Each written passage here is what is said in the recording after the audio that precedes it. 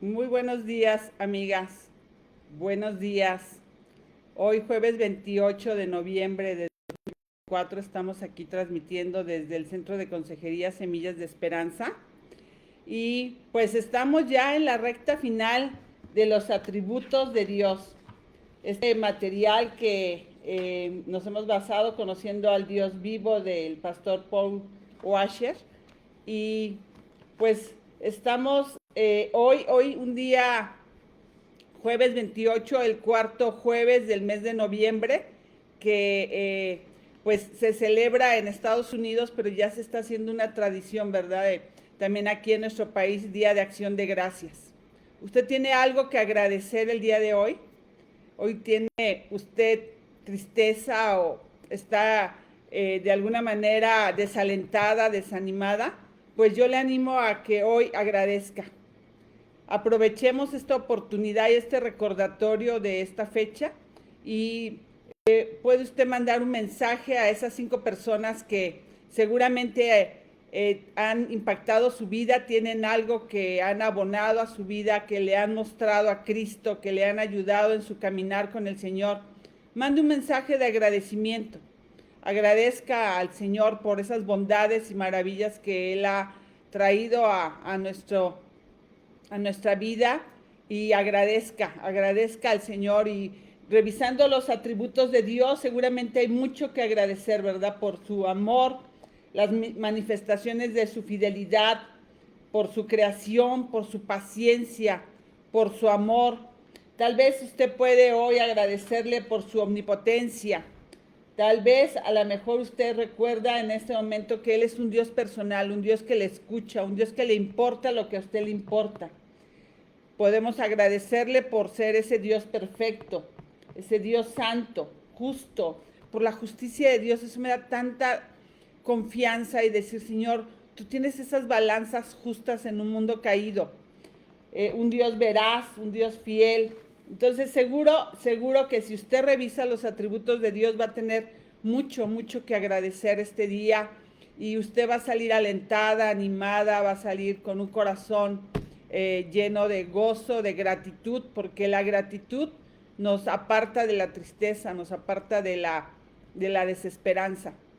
Y bueno, pues hoy tenemos este tema que realmente esto sí fue algo maratónico, amigas. Estamos ya casi en el cierre y vamos a englobar, ¿verdad? Lo que son casi 4 o 5 lecciones en esta mañana, así que tengan un poco de paciencia. Vamos a ver la obra salvadora del Padre, del Hijo y del Espíritu Santo. Pero tampoco se preocupe, ¿verdad? Porque finalmente vamos a hacer vamos a dar como abuelo de pájaro algo y el próximo año seguramente el Señor nos tendrá una sorpresa para continuar mostrándonos quién es Él, quién es a través de esa obra de salvación que ha hecho en nuestras vidas. Vamos a poner este tiempo en manos de Dios, amigas. Y querido Padre Celestial, yo quiero agradecerte esta mañana, Señor. Con un corazón lleno de gratitud reconozco que tú eres el que has sostenido mi vida, el que me permite estar frente a esta pantalla y lo hago con temor y temblor, siempre pensando que eres tú, Señor, el que me sostiene a través del poder de tu Espíritu Santo. Señor, gracias por tus bondades, gracias por tu misericordia, por tu amor inagotable, por tu paciencia para conmigo, Señor. Gracias porque tú has confiado en mí y me has llamado tu hija y me has dicho que soy valiosa, que soy amada, que soy perdonada, aceptada y que soy capaz. Gracias por esto último, Señor, porque tú me capacitas, Señor, para hacer el trabajo que has puesto en mis manos. Te alabo, Dios, y pido por cada una de las mujeres que están conectadas o que más adelante se conectarán. Porque tú, Señor, les hables, porque les muestres que a través de tu obra salvadora, Señor, tú lo has hecho perfecto. Tú no dejaste ningún hilo suelto. Tú has mostrado a través de tu obra trinitaria cómo la manifestación de tu salvación es perfecta. Gracias, Padre. Te alabo y te pido, Señor, tu ayuda esta mañana para que juntas caminemos en este proceso, en esta en este analizar, ver, estudiar, pero sobre todo lo que vas a hablar a nuestro corazón y esas cosas que van a quedar ahí permanentemente como un recordatorio para alabarte, para bendecirte, para tener gratitud al Dios que adoramos. Te alabo, Padre, en el nombre de Jesús. Amén. Y bueno, pues ya están conectadas esta Edith, Noemí, Lula. Muchísimas gracias, amigas, porque pues no estoy sola, aunque no les veo, sé que están ahí. Y gracias, Padre, por permitirnos a través de las redes estar juntas, ahora sí que en el poder del Espíritu Santo, ¿verdad? Y la obra salvadora del Padre, del Hijo y del Espíritu Santo. Y esta mañana lo que queremos recordar son varias de esas verdades grandiosas sobre el papel que ha desempeñado el Padre, el Hijo y el Espíritu Santo en la salvación de su pueblo. Dios no es, y lo vimos a lo largo de todos estos jueves, a lo largo de estos meses, que Dios no es un gobernante que improvisa. Su dominio del universo no lo inventa sobre la marcha. Y por eso mismo es un plan de redención, es algo que tiene que ser, ha sido sustentado a través del carácter de Dios, a través de sus atributos y de sus perfecciones. No es algo que Dios tiene que estar revisando constantemente de acuerdo con las acciones del hombre. El Dios de las Escrituras, al Dios que adoramos, no tiene un plan B o un plan C. Ya lo había mencionado yo en otras intervenciones.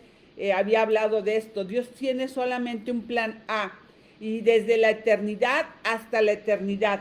Él es perfecto e inalterable, ya que se hace y se basa en el carácter eterno de Dios, que es, entre otras cosas, como lo hemos visto, es santo, omnisciente e inmutable. El plan de Dios nunca cambia, porque Él nunca cambia. ¿Por qué? Porque es la perfección. No admite, cuando alguien es totalmente perfecto, como lo vimos, ¿verdad? En las perfecciones de Dios, no admiten grados, no hay niveles y no se puede mejorar. La obra de salvación, y bueno, te invito a que traigas tu café o tu té, ¿verdad? La obra de salvación, o también llamada el pacto de redención, está íntimamente relacionado con el plan eterno de Dios. Se llama pacto en la medida en que el plan implica dos o más partes. Y no se trata de un pacto entre Dios y los seres humanos. Es un pacto entre las personas de la deidad, específicamente entre el Padre, el Hijo y el Espíritu Santo. Y te confieso que esto lo entendí apenas en estos días. Pensaba siempre equivocadamente que el pacto era con Dios con el hombre. Y no, es un pacto entre el Padre, el Hijo y el Espíritu Santo. Dios no se convirtió en trino en la creación o en la encarnación. Su Trinidad es tan eterna como su ser. Y es uno en esencia y tres desde la eternidad. Y voy a explicar un poco más de este pacto más adelante, porque es importante comprender esto. Cuando nosotros vamos a la carta de Filipenses capítulo 2, que yo creo que es una carta que siempre nos va a animar y alentar a ver la humildad de Cristo para hacer esta obra redentora.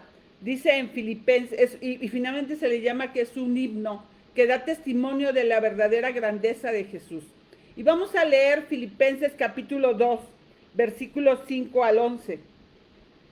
Dice, y estoy en la versión de las Américas, y dice: haya pues en ustedes esta actitud que hubo también en Cristo Jesús, el cual, aunque existía en forma de Dios, no consideró al ser igual a Dios como algo a que aferrarse, sino que se despojó a sí mismo, tomando forma de siervo, haciéndose semejanza a los hombres.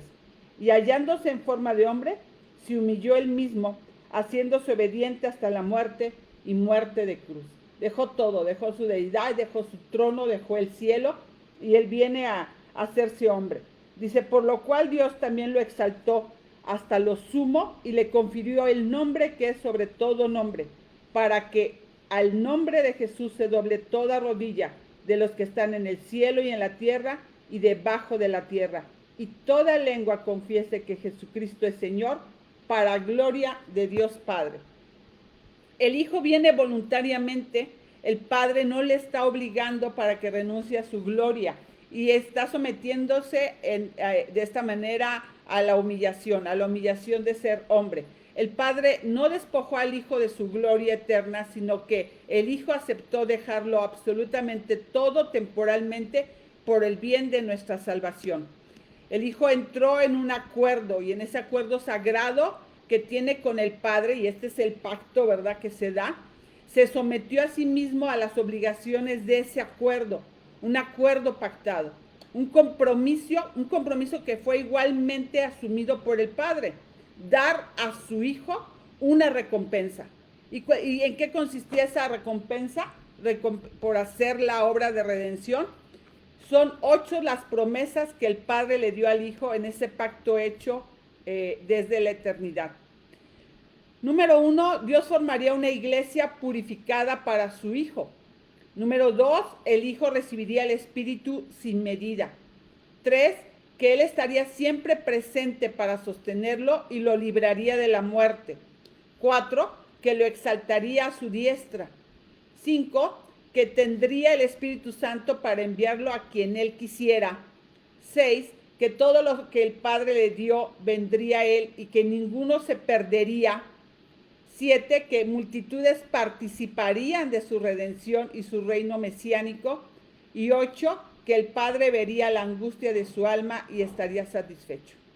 Entonces, debido a que Dios honró el pacto eterno de redención, Cristo se convirtió en el heredero de las promesas de su Padre. Debido a que ese pacto nunca fue violado, cosechamos sus beneficios como herederos de Dios y coherederos con Cristo.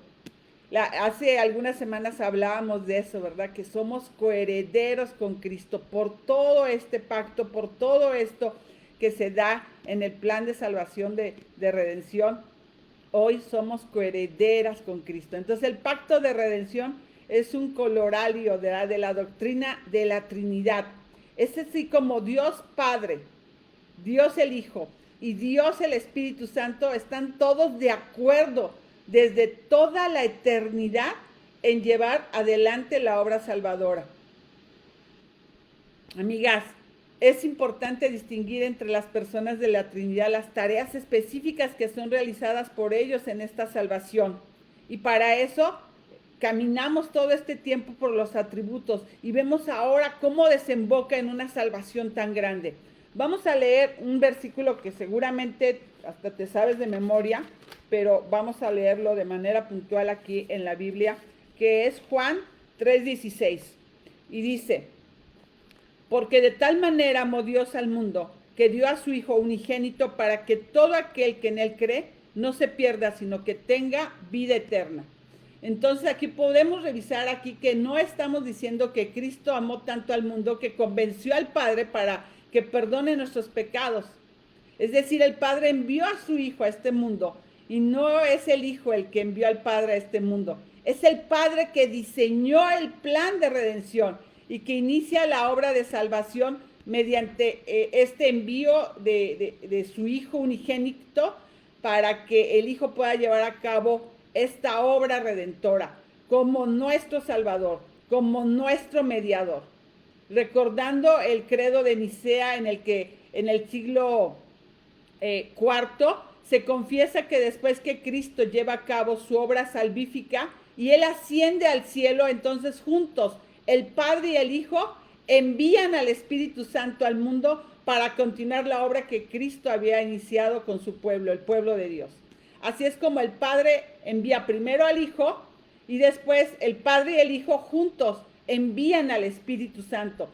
Toda la creación es una obra trinitaria y el conjunto de la redención es una obra trinitaria. Muchas veces vemos más la figura del Hijo y pensamos más, ¿verdad?, en la obra redentora del Hijo, pero en esta obra intervienen los tres, ¿verdad?, el Padre, el Hijo y el Espíritu Santo. Toda la dimensión personal de la deidad está involucrada en todo esto. Cada uno de los atributos del Dios Trino quedan de manifiesto en esta obra salvífica.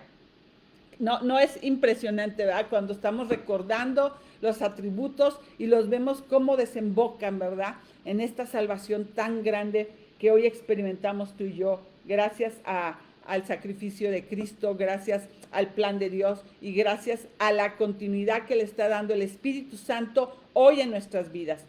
El punto del pacto de redención es mostrar la completa unidad y el acuerdo que hay entre la deidad desde toda la eternidad en lo que respecta al plan de salvación. Y acompáñame ahora a Efesios capítulo 3, versículo 10 y 12. Efesios 3, versículo 10 y 12. Y dice en la carta a los Efesios, dice, de este modo, la infinita sabiduría de Dios puede ser dada a conocer ahora por medio de la Iglesia a los principados y potestades en los lugares celestiales, conforme al propósito eterno que llevó a cabo en Cristo Jesús nuestro Señor, en quien tenemos libertad y acceso a Dios con confianza por medio de la fe en Él. Ruego, por tanto, que no desmayen a causa de mis tribulaciones. Era hasta el 12 nada más. Entonces, en quien tenemos libertad y acceso a Dios con confianza por medio de la fe en Él. ¿Qué está diciendo, verdad, todo esto, verdad? Que en el versículo 11 está puntualizando, conforme al propósito eterno que llevó a cabo en Cristo Jesús, nuestro Señor. Esta obra, este propósito eterno que hizo Cristo Jesús, nuestro Señor. ¿Y cuál era ese propósito? La salvación. ¿La salvación de qué? La salvación de librarnos de esta muerte eterna y la salvación manifestada a través de este pacto trinitario que ya se había hecho desde la eternidad. Y el versículo 12 que dice, en quien tenemos libertad y acceso a Dios con confianza por medio de la fe. Un acceso que nos da confianza y seguridad de que ese es nuestro beneficio. Y quiero que te imagines aquí como dos pendones, como si hubiera en este momento, pudieras tú ver dos pendones que están colgando, separados uno del otro. Y uno de ellos dice, mi problema más grande en la vida está resuelto. Es el perdón que tengo en Cristo. El problema más grande está resuelto. Es el perdón que tengo en Cristo. Y en el otro estandarte, en el otro pendón dice, el beneficio más grande en la vida es mi unión con Cristo. Entonces, imagínate, ahí estamos resguardados, ¿verdad? En que hoy ya tengo el perdón, que mi problema más grande está resuelto, ya sé a dónde voy, y que lo más maravilloso, el beneficio, y en donde hoy puedo realmente estar con un corazón lleno de gratitud, es decir, Señor, estoy unida a ti, ¿verdad? Tú eres mi vida hoy, tú eres mi vida, tú vas delante de mí, tú vives en mí, tú estás en mí, eres la vida. Entonces, vamos puntualizando un poco el papel del Padre, del Hijo y el Espíritu Santo, y esto es lo que vamos a hacer ahorita en lo que resta de esta mañana. Vamos a ver la función de cada uno de manera separada, pero amigas, no es tan fácil, o sea, no podemos poner aquí el Padre, el Hijo, el Espíritu, porque hay una sinergia entre ellos, o sea, hay cosas que se van ellos entrelazando, pero lo vamos a ver, ver de manera detallada, de alguna forma, cuál fue la función del Padre, ¿verdad? El Padre envió al Hijo, imputó nuestro pecado a su Hijo, castigó a su Hijo, resucitó a su Hijo entre los muertos, exaltó a su Hijo a su diestra y ahora llama a todos los hombres a arrepentirse y a creer. Y para eso vamos a leer Juan capítulo 3, verso 17. Juan 3, 17. Y dice, porque Dios no envió a su Hijo al mundo para juzgar al mundo, sino para que el mundo sea salvo por él. Entonces, la misión, ¿verdad?, que tenía era salvar al mundo. Y primera Juan 4:14, primera de Juan, capítulo 4, versículo 14, dice, y nosotros hemos visto y damos testimonio de que el Padre envió al Hijo para ser Él el Salvador del mundo. Entonces, algo que tenemos claro es que el Padre fue el que envió al Hijo. Dios Padre imputó nuestro pecado a su Hijo. Imputar significa considerar a la cuenta de uno. En la cruz Dios consideró nuestro pecado a la cuenta de su Hijo, y esta es una de las doctrinas más grandes de la fe cristiana. Y vamos a leer para eso Romanos capítulo 8, verso 3. Romanos capítulo 8, versículo 3. Pues lo que la ley no pudo hacer, ya que era débil por causa de la carne, Dios lo hizo. ¿Y cómo lo hizo? Enviando a su propio Hijo en semejanza de carne de pecado, y como ofrenda por el pecado, condenó al pecado en la carne. Entonces, esta forma, ¿verdad?, de imputar y de poner en la cuenta de su Hijo, ¿para qué? Para que nosotros pudiéramos llegar a salvación. En 2 de Corintios 5:21, 2 de Corintios 5:21. Ahí podemos ver otra escena. Dice: al que no conoció pecado, lo hizo pecado por nosotros, para que fuéramos hechos justicia de Dios en él. Nosotras, amigas, ahora somos justicia de Dios, gracias a la muerte salvífica de Cristo. Dios hizo que Cristo fuera hecho pecado de la misma manera que el creyente es hecho justicia de Dios.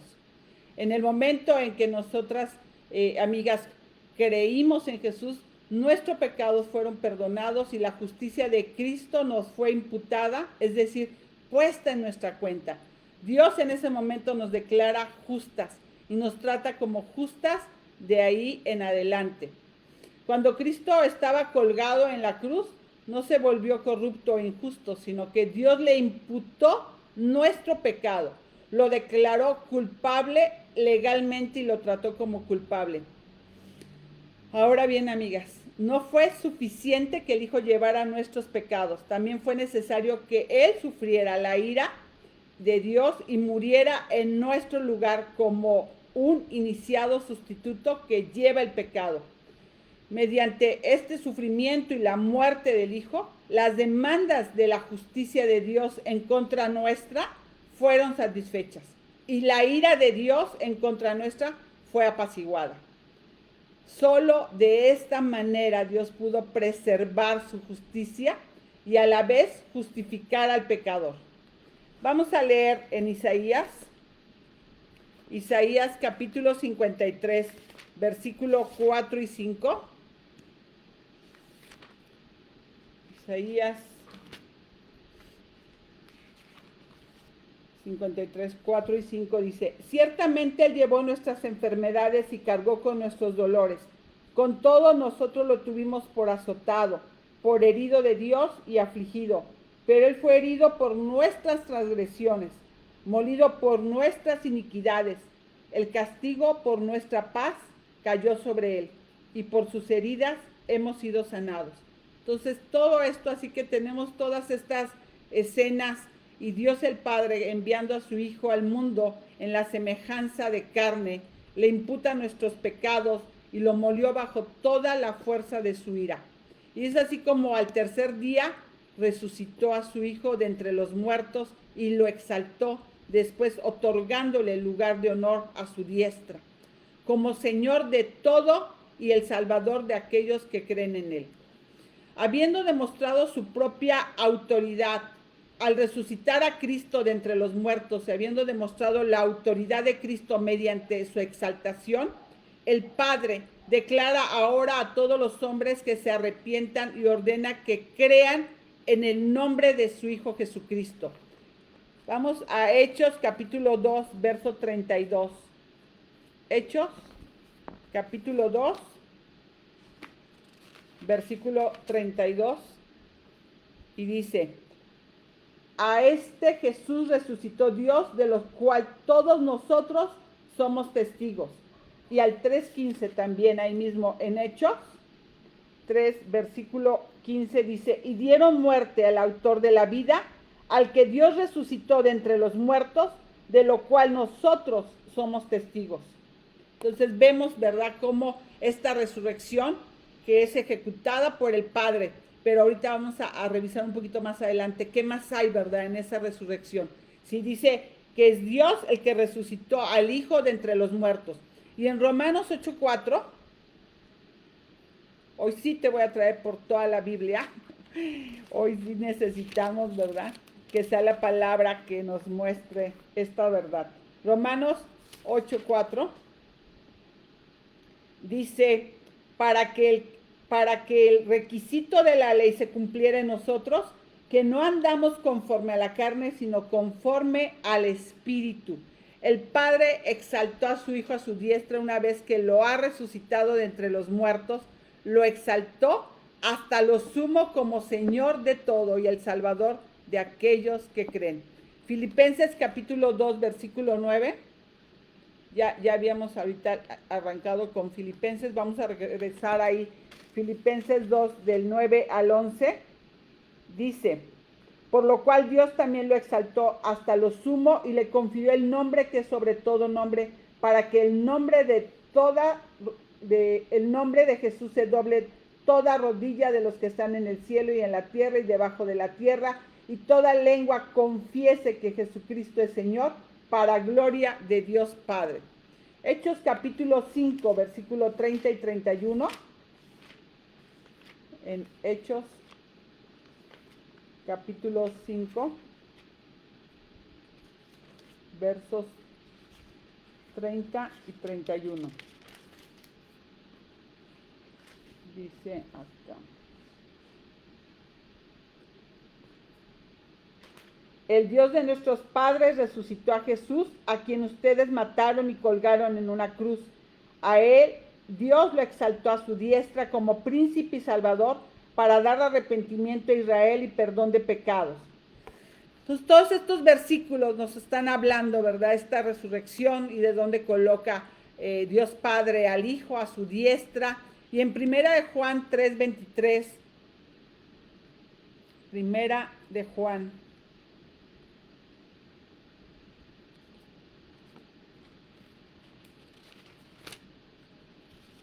3:23. Y este es su mandamiento, que creamos en el nombre de su Hijo Jesucristo y que nos amemos unos a otros como Él nos ha amado. O sea, todo esto, ¿para qué? Para creer. Creer no es simplemente asentir mental o intelectualmente, sino creer implica esa esperanza confiada y esa dependencia. Creer en Jesús es encomendar la vida y el eterno bienestar de cada una de nosotras a las promesas y la voluntad de Dios en Cristo. Entonces, así vemos, ¿verdad?, que se da la obra salvífica del Padre. Vamos a ver ahora la obra salvadora del Hijo.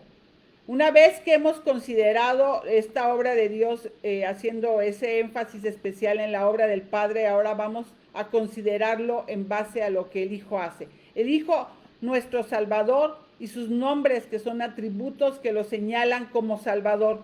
Y en Lucas capítulo 1, verso 69, y recuerda que estoy en la de las Américas, y solamente hace la traducción en esta de las Américas así, en Lucas 1:69, porque ayer yo lo estaba buscando en Reina Valera y en Nueva Traducción Viviente, pero lo traduce, hace la traducción de este versículo de manera diferente.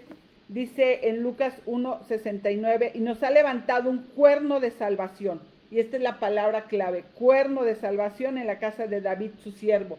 Y el cuerno de salvación en el reino animal, el cuerno es tanto un medio de defensa como también un medio de ataque. Así que es usado con frecuencia, figurativamente en la escritura del Antiguo Testamento para denotar poder y fuerza. La salvación del hombre que ha sido realizada por Cristo está más allá de todo poder excepto el de Dios.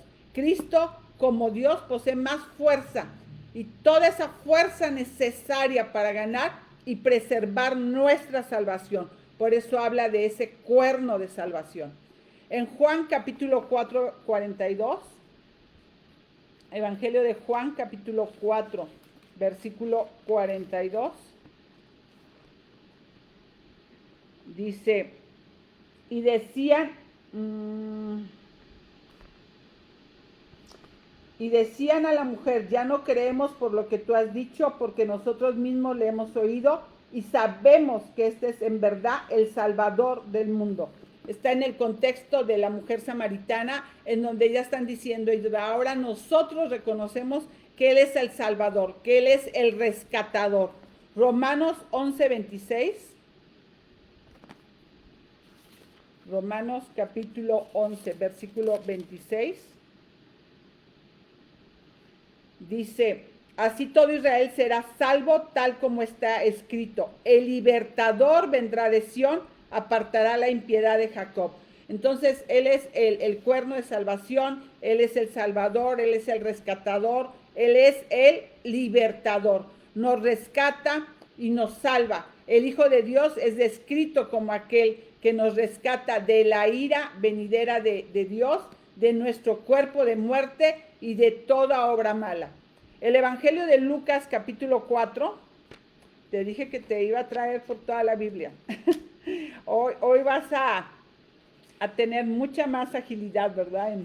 En estar buscando tantos versículos, pero no encontraría otra manera de explicar todo esto si no vamos directo a la palabra y que la palabra sea la que nos esté revelando y mostrando la obra del Padre, del Hijo y del Espíritu Santo. Entonces, Lucas capítulo 4, versos 18 y 19.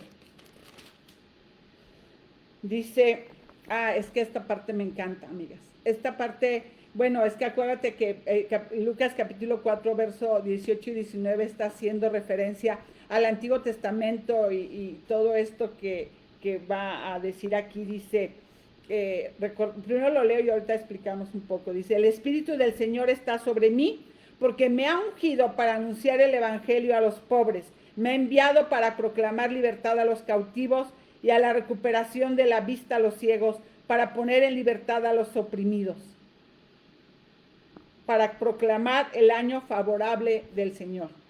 Para mí siempre me impactará ver, ¿no? Como Cristo se levanta ahí en ese templo, lee y está leyendo sobre él mismo una profecía que venía casi 1000 años atrás en el libro de Isaías. Y en el Antiguo Testamento los sacerdotes y reyes eran ungidos con un aceite como una señal de su divino nombramiento o esa comisión a la cual iban a estar ahora a cargo.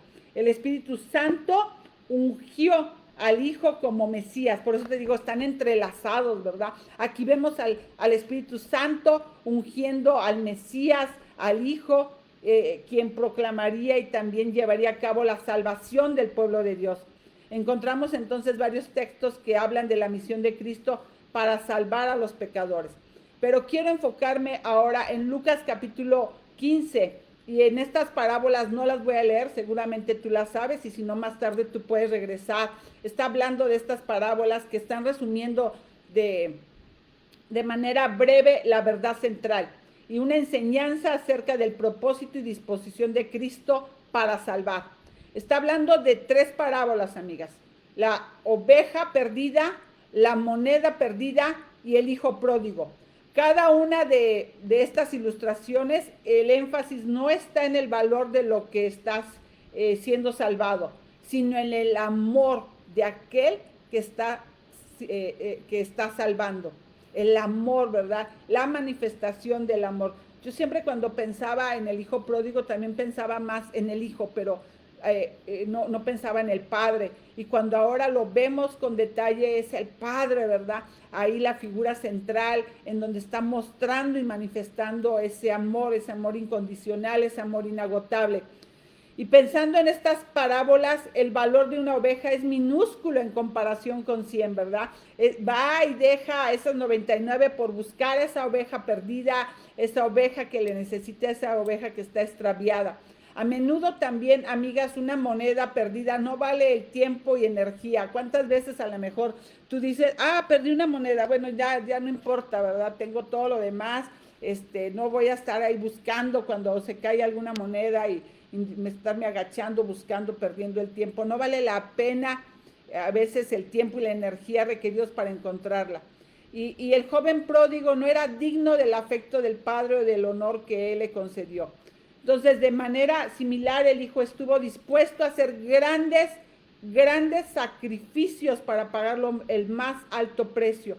No por nuestra valía o por nuestros méritos, sino por su gran amor con que decidió amarnos. Entonces, ahí es donde está el centro de esta enseñanza, ¿verdad? No la valía de lo que estaba perdido, de lo que es rescatado, de lo que es encontrado, sino en ese amor inagotable del Padre, esa paciencia en donde los atributos se ven manifiestos, ¿verdad? La paciencia, la bondad, el amor, la perseverancia, su misericordia, su gracia, cómo se manifiestan, ¿verdad? Para la obra de salvación, para que nosotros hoy podamos experimentar esta salvación tan grande. Una de las afirmaciones más importantes y escandalosas de la fe cristiana es que Jesús no es simplemente un Salvador, sino que es el Salvador. Él es el Salvador. Las Escrituras inequívocamente declaran que fuera de Cristo y su obra redentora en el Calvario no hay salvación. O sea, solamente Él la podía llevar a cabo y Él es el Salvador. Y algo que no quiero dejar de mencionar es que, como lo comenté hace un momento, el Padre resucitó a su Hijo entre los muertos. Sin embargo, debemos entender que las Escrituras enseñan además que la resurrección fue también obra del Hijo. Y aunque leemos estos versículos, amiga, bueno, yo no sé tú, pero claro que yo ya había leído que el Padre había resucitado al Hijo, pero también hay otros versículos en donde vamos a ver esto, que el Hijo venció la muerte por su propio poder y autoridad, pero cuando ya lo veo de manera estructurada, ¿verdad? En este estudio, pues es cierto, o sea, es una obra en donde interviene el Padre e interviene el Hijo. Entonces, las implicaciones de esta verdad son de gran alcance. Su poder para resucitarse a sí mismo demuestran su poder para resucitar a su pueblo. Y vamos al Evangelio de Juan, capítulo 2, verso 18 al 21. Juan.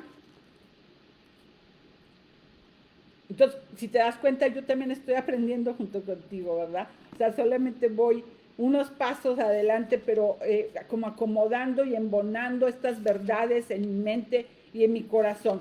Juan capítulo 2, verso 18 al 21 dice: entonces los judíos le dijeron: ya que haces estas cosas, ¿qué señal nos muestras? Jesús les respondió: destruyan este templo en 3 días y yo lo levantaré.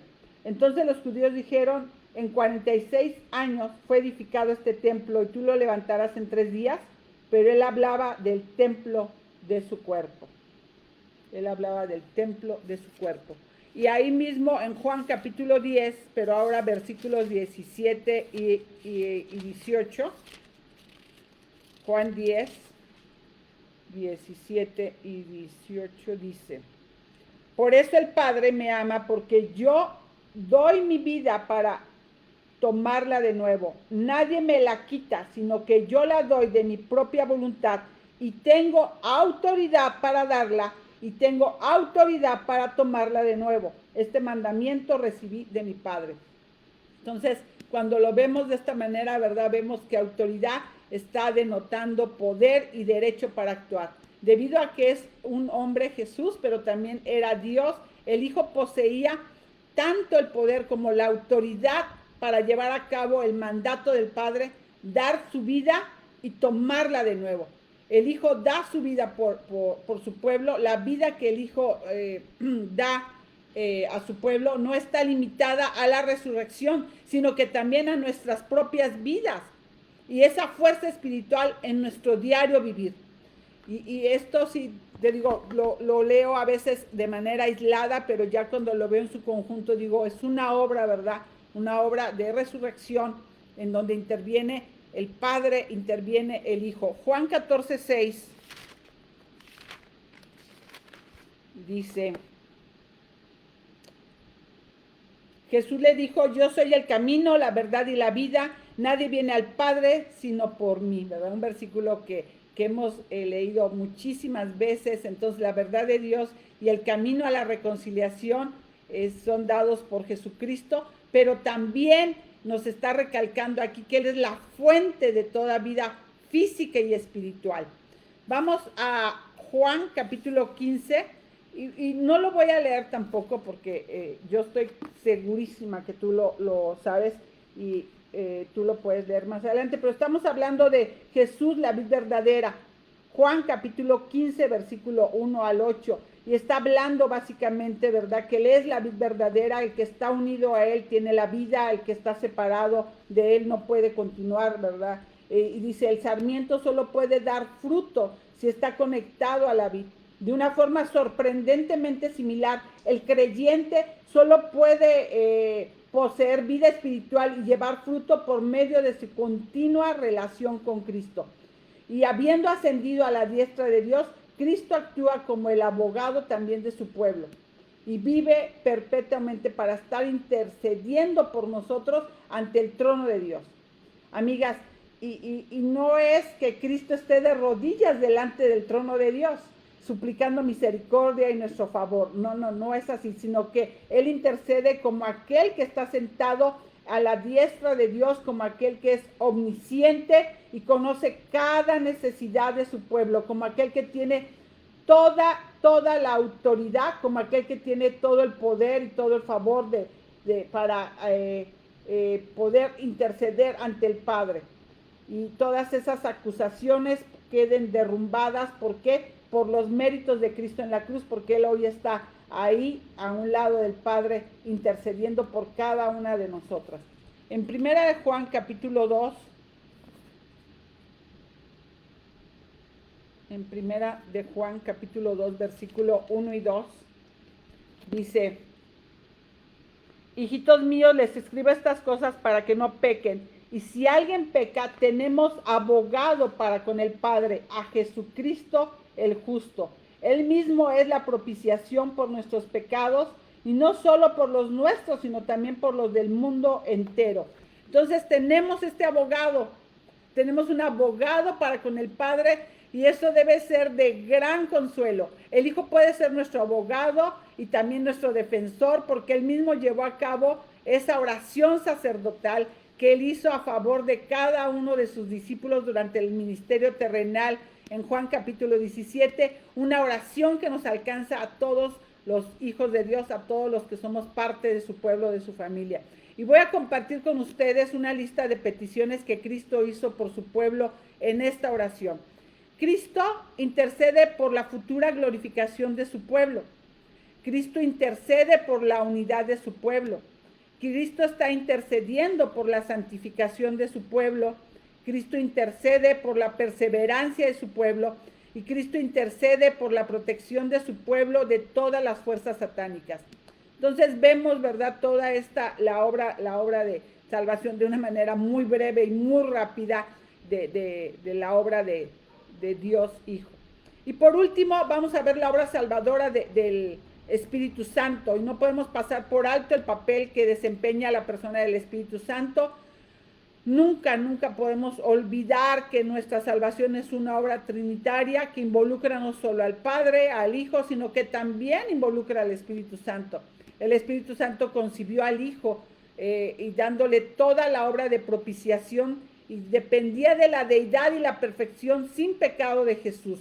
Y estos dos factores que hacen que el nacimiento virginal sea absolutamente necesario. Y vamos a Lucas capítulo 1, verso 34 y 35. Y también son versículos que a veces pasamos un poco de largo. Ahorita nosotros estamos estudiando todos los miércoles en la noche el Evangelio de Lucas. Y recuerdo que fue algo en lo que hicimos énfasis cuando lo revisamos de manera detenida, renglón por renglón. Esta parte que el papel que jugó el Espíritu Santo en la concepción milagrosa de Cristo. Y dice Lucas capítulo 1, verso 34 y 35. Entonces María dijo al ángel, ¿cómo será esto, puesto que soy virgen? El ángel le respondió, el Espíritu Santo vendrá sobre ti, y el poder del Altísimo te cubrirá con su sombra. Por eso el niño que nacerá será llamado Hijo de Dios. El Espíritu Santo fortaleció al Hijo Y aunque Jesús era Dios, anduvo en esta tierra como un hombre real, sometiéndose a la voluntad del Padre y siendo totalmente dependiente del poder del Espíritu Santo. Lucas capítulo 4, versículo 1, ahí mismo en el Evangelio de Lucas capítulo 4, versículo 1, también vemos esto, nos dice: Jesús, lleno del Espíritu Santo, volvió del Jordán y fue llevado por el Espíritu en el desierto. Y ahí mismo, en ese capítulo, pero en el verso 14, dice: Jesús regresó a Galilea en el poder del Espíritu, y las nuevas acerca de él se divulgaron por toda aquella región. Entonces el Espíritu estuvo involucrado en el ofrecimiento del Hijo como sacrificio, y lo vemos en Hebreos 9:14. Hebreos, espero que me estés siguiendo el ritmo con tu Biblia, y porque mira, no hay como leer ahí y subrayar y marcar y familiarizarse con la escritura. Y dice: cuanto más la sangre de Cristo, quien por el Espíritu eterno, él mismo se ofreció sin mancha a Dios, purificará nuestra conciencia de obras muertas para servir al Dios vivo. Cuanto más la sangre de Cristo, quien por el Espíritu eterno, él mismo se ofreció. ¿En dónde fue fortalecido, verdad, Cristo para poderse ofrecer como ese sacrificio vivo? A través de ese poder del Espíritu Santo que está involucrado en ese ofrecimiento para ir como ese sacrificio vivo a la cruz. Entonces, amigas, es imposible entender la plenitud del significado y las implicaciones de este texto. Sin embargo, es claro que el Espíritu Santo ayudó al fortalecimiento del Hijo de alguna manera cuando se ofreció él mismo en el Calvario. El Espíritu resucitó al Hijo, y cuando vemos la resurrección del Hijo de entre los muertos, no solo fue la obra del Padre, no solo fue la obra del Hijo, sino también fue la obra del Espíritu Santo. Y vamos a leer en Romanos capítulo 8, verso 11. Romanos 8, 11.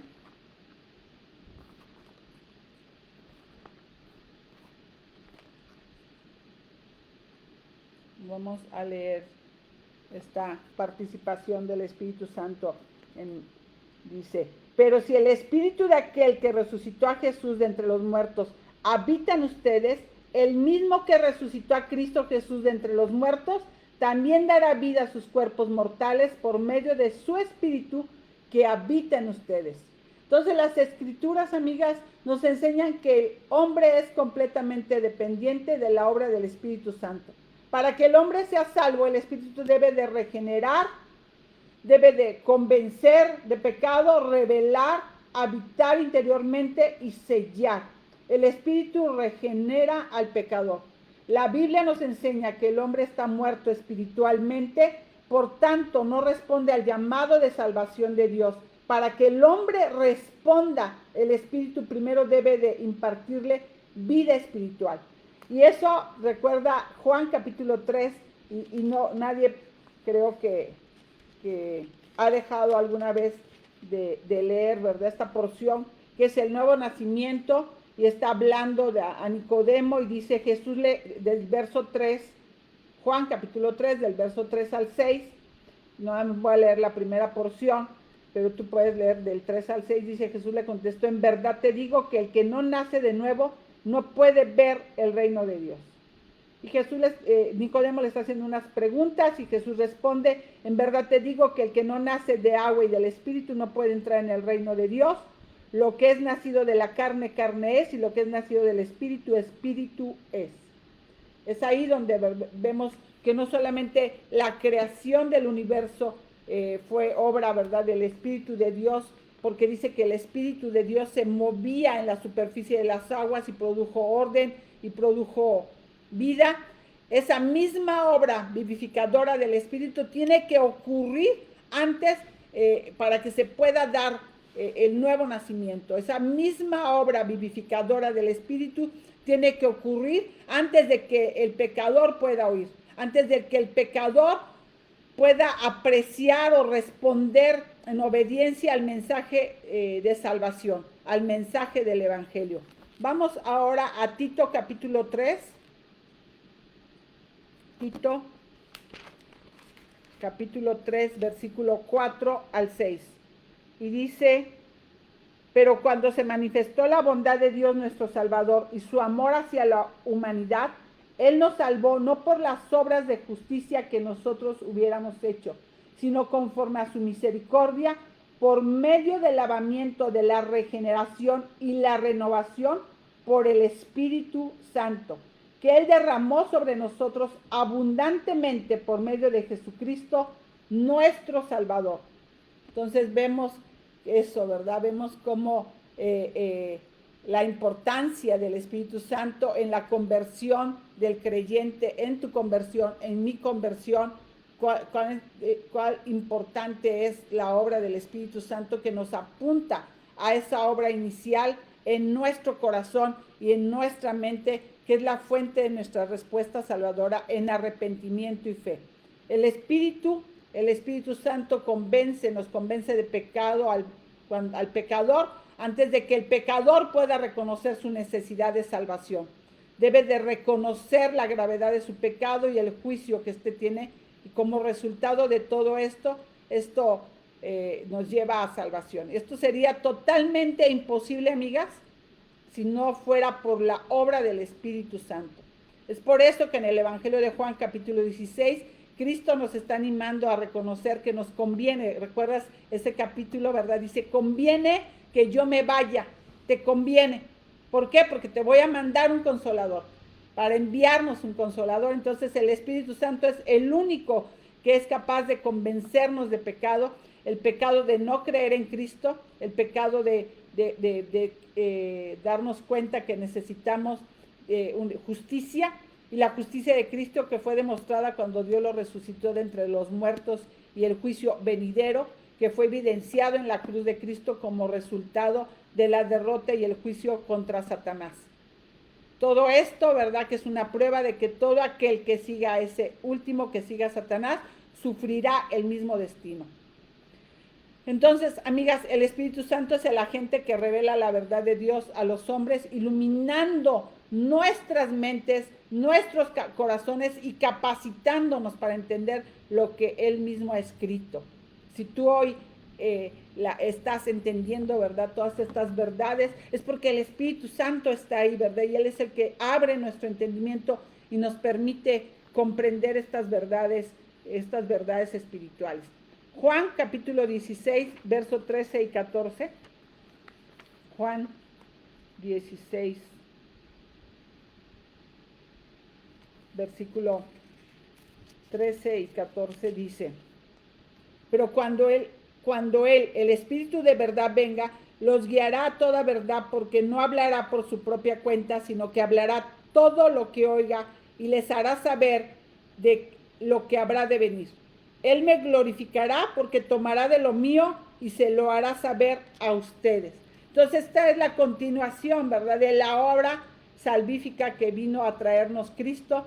Él ahora habita en los que creen y los sella, y esta es una de las verdades más hermosas y poderosas acerca del Espíritu Santo, la cual dice que el que en él habita es el verdadero creyente en Cristo y nos sella como hijas redimidas para Dios.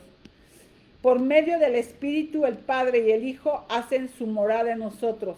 En Juan 14, 23, habla de estas moradas, en donde dice que Él viene. Dice aquí, Jesús le respondió: si alguien me ama, guardará mi palabra, y mi Padre lo amará, y vendremos a Él y haremos con Él morada. Entonces, Él viene y dice: aquí voy a estar yo ahora contigo, ¿verdad? El Padre y el Hijo habitando entre nosotros, junto con el Espíritu Santo, porque ya tenemos el sello del Espíritu Santo. En Efesios capítulo 1, 13 y 14, lo vimos hace 2 semanas, hace una semana estuvimos estudiando Efesios capítulo 1, renglón por renglón, viendo la obra del Padre, pero ahora vamos a puntualizar esto que hizo el Espíritu Santo. Efesios capítulo 1.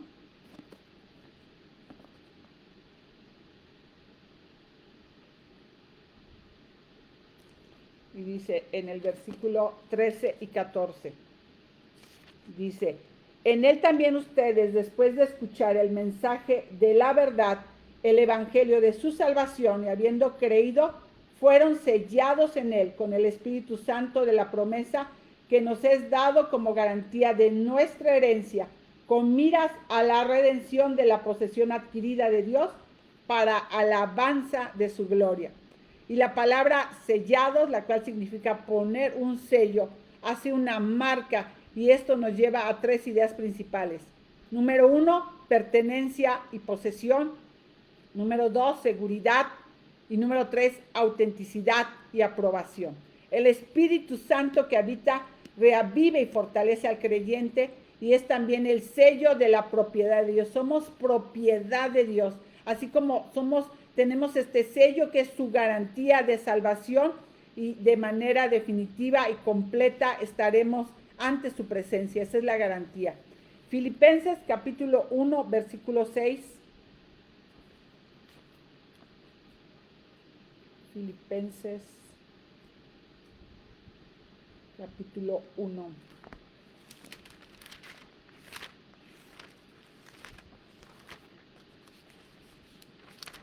Versículo 6. Dice, estoy convencido precisamente de esto, que el que comenzó en ustedes la buena obra, la perfeccionará hasta el día de Jesucristo, de Cristo Jesús. Entonces, todo esto nos lleva a esta conclusión de que el estar en Cristo fue diseñado por el Padre. Antes de que el mundo siquiera empezara, es por esa razón que cada día de nuestra vida es un buen día. Cada día de nuestra vida es un buen día. No importa que las cosas han ido bien o han ido mal, o que las cosas no han ido nada bien. Nuestra salvación fue garantizada en Cristo antes de la fundación del mundo. Y cuando nosotros estamos pensando en estas verdades espirituales, mira, nuestro pensamiento cambia, nuestro corazón cambia, nuestro enfoque cambia. Porque estamos pensando, a lo mejor no fue un buen día, pero Señor, el problema más grande está resuelto. Y aparte, estoy en Cristo, ¿verdad? Estoy en Cristo, te tengo a ti. Y Pablo nos dice que debemos de tener una mente atenta cuando habla en Romanos capítulo 12. Es algo en lo que tú te puedes parar con firmeza. Tienes aquí un piso de concreto. Él es el fundamento de nuestra salvación. Todos estos versículos tú los puedes repasar y puedes revisar y decir, este es el cimiento firme de mi salvación. El fin de todo esto, amigas, es que nos lleve a adorar a Dios, porque esa sería la única razón. Yo no vería otra. Él se vuelve más grandioso cuando entendemos nuestra redención, y aún más y más lo podemos reconocer y ver esos privilegios que tenemos como hijas de Dios, que tenemos en Cristo. Finalmente, recordemos que sin el Espíritu Santo, nosotras no podríamos leer la Biblia de tapa a tapa y no entenderíamos ni una palabra, ¿verdad? Sin la ayuda del Espíritu Santo. Amiga, si no es verdad, entonces no es real. A menos que tengas el Espíritu Santo, solamente el Espíritu Santo puede darnos ojos para ver. Es el mismo Espíritu que causó que nacieras de nuevo. Es el mismo Espíritu que está hoy aquí. Y si algo de lo que yo he dicho esta mañana va a tener algún valor, va a tener algún eco en tu corazón, es porque el Espíritu Santo lo va a retener ahí en tu mente, en tu corazón. Es porque el Espíritu Santo lo hizo. Vamos a orar. Señor, gracias te damos, Señor, por esta salvación tan grande. Si hay algo que hoy podemos ir en gratitud ahí a tus pies, es decir, Señor, gracias, Señor. Gracias porque tú me trajiste a esta salvación, y nos das el entendimiento y nos recuerdas, nos alientas, nos animas, nos das esperanza. Gracias por la obra del Padre, gracias por el plan perfecto. Gracias por esa sujeción del Hijo, gracias por decidir hacerse hombre y por humillarse, tomar esta condición para ir a vivir, a morir la muerte que yo merecía, y poder hoy vivir la vida que hoy me das a través de su obra de salvación.